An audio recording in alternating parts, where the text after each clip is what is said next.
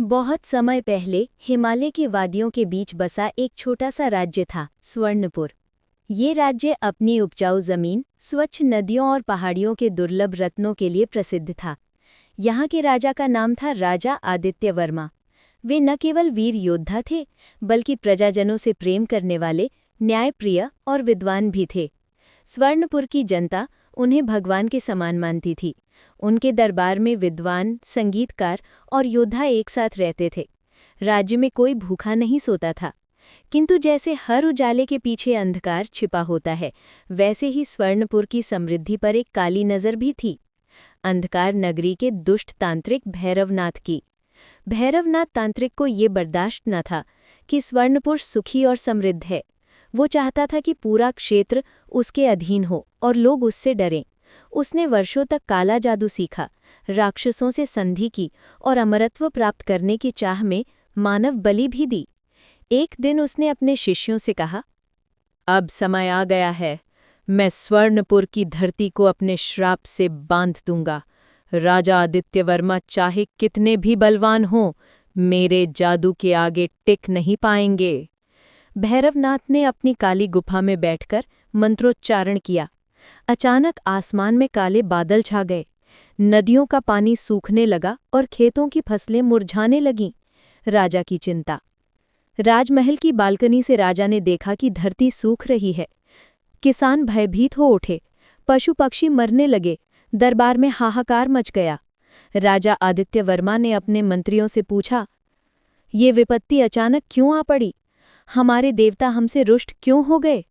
राजपुरोहित ने गंभीर स्वर में उत्तर दिया, महाराज, ये देवताओं का क्रोध नहीं, भैरवनाथ तांत्रिक का काला जादू है। वो आपके राज्य की खुशहाली से जलता है। राजा के मन में चिंता के साथ दृढ़ निश्चय भी जागा। उन्होंने शपथ ली, मैं प्रजाजनों को बचाऊंगा, चाहे मुझे अपने प्राण ही क्यों न देने पड़ें। रहस्यमयी स्वप्न। उसी रात राजा को एक अद्भुत स्वप्न आया।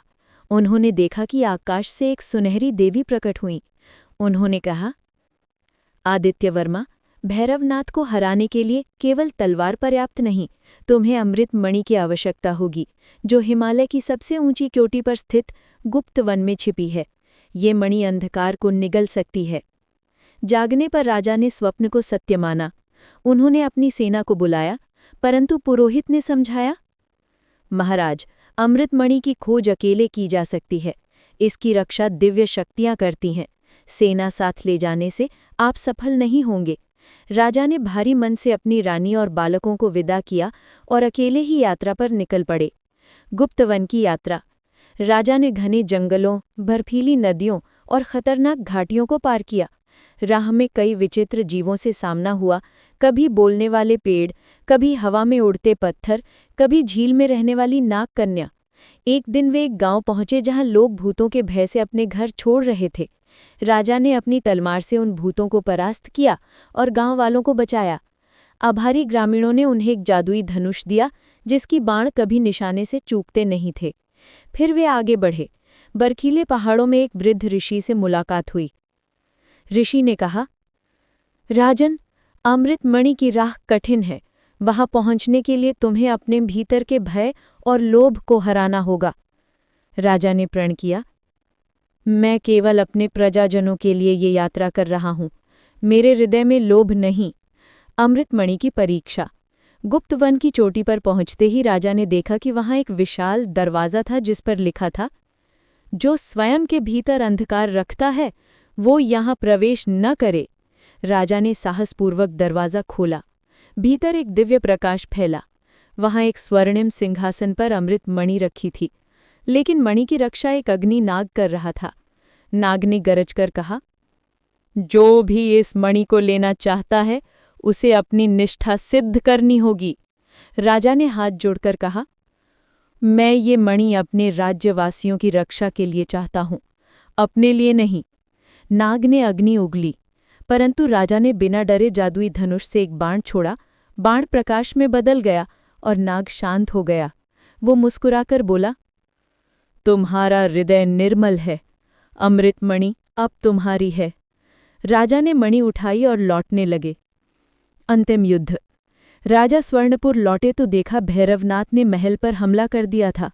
आकाश में काले बादल, धरती पर राक्षस और महल के चारों ओर अग्नि का घेरा। राजा ने अमृत मणि को उठाया, उससे तेजस्वी प्रकाश निकला। राक्षस जलने लगे, अग्नि बुझ गई और आकाश साफ हो गया। भैरवनाथ क्रोधित होकर बोला, आदित्य वर्मा, मेरी शक्ति का कोई अंत नहीं, तुम्हें और तुम्हारे राज्य को मिटा दूंगा। राजा ने उत्तर दिया, सत्य और धर्म की शक्ति कभी पराजित नहीं होती। दोनों में भीषण युद्ध हुआ। भैरवनाथ मंत्रों से आकाश में उड़ता, कभी बिजली गिराता, कभी पृथ्वी फाड़ता, पर राजा अपनी तलवार और अमृत मणि के प्रकाश से हर बार रोकते। अंततः राजा ने मणि को आकाश की ओर उठाया, उससे निकली किरणों ने भैरवनाथ को जकड़ लिया। वो चीखता रहा, नहीं, ये संभव नहीं, और राख में बदल गया।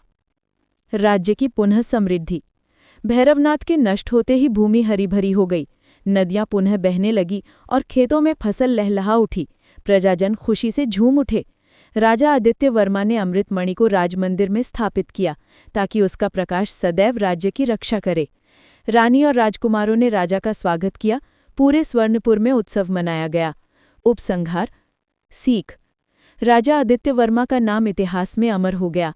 लोग कहते थे कि धन और शक्ति से बड़ा है सत्य, साहस और त्याग। यदि हृदय पवित्र हो तो सबसे अंधकारमयी तांत्रिक भी पराजित हो सकता है। स्वर्णपुर आने वाली पीढ़ियों के लिए प्रेरणा बन गया।